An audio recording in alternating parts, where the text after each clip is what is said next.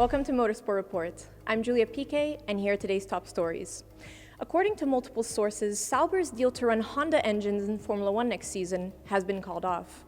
Reports emerging from Germany on Tuesday had suggested that Honda had cancelled the deal in the wake of the departure of team principal Monisha Kaltenborn. However, sources with good knowledge of the situation have indicated matters are slightly different and that the contract between Sauber and Honda, announced earlier this year, was never officially completed and activated.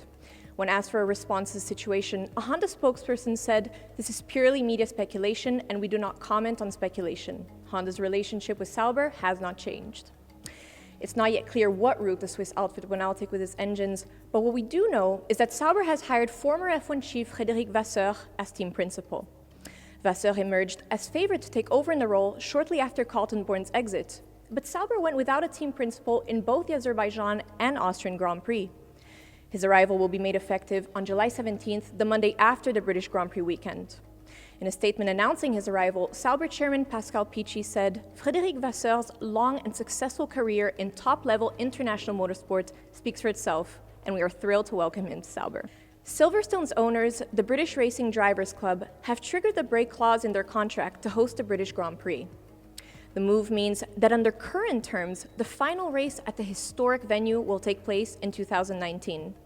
Joining me in the studio to talk about what that really means for Formula One in Britain is our global editor-in-chief, Charles Bradley. Charles, what's the real story here? The bottom line is that if Silverstone continued with this current deal, which includes a 5% escalator, it would likely bankrupt the whole circuit. In 2026, for example, it would be paying over $32 million to run this single race, so this is why it's invoked the break clause to exit the current contract. So where does this leave the future of the British Grand Prix beyond 2019?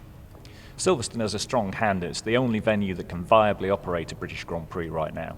The long-term alternative would be a street race in the heart of London, but imagine the cost of that. Today's demo run in London is one thing, but closing down the city streets for 3-4 days is quite another. But it's also a little opportunistic from Silverstone's side. It's had quite a while to invoke this clause, but it's decided to do it 1 week before this weekend's race. They also see deals being done, more affordable deals with France and Germany, so can you blame them for looking for a better deal? Hopefully this can sort out a deal that's good for both sides, but it could get a little bit frosty between Liberty and Silverstone this weekend. Thank you. In WRC, Citroen has written off its 2017 season and is now focusing its effort and attention on the start of next year's World Rally Championship. A year in the making, the C3 WRC had been expected to return the French giant to the sort of form which carried it to 17 world titles in a decade of dominance. Instead, Citroen sits at the bottom of the manufacturer's table, 142 points behind series leader M Sport and its Ford machinery.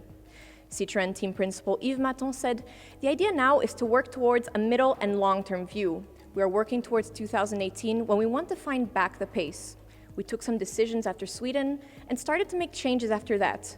But we knew back then that these changes would only be for 2018. That's it for today's news. I'm Julia Piquet, and see you next time on Motorsport Report.